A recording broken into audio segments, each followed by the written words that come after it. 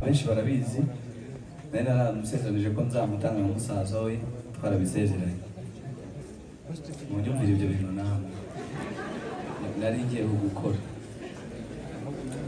ariko kuko Yesu ari inshuti nziza nashimwe ariko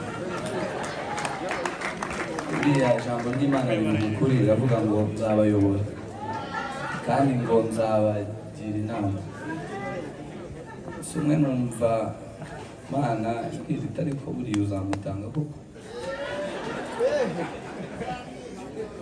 gandise ko nta kundi nyine nzamutanga ariko nshimiye Imana. Haleluya, mwibera icyubahiro yo kabyara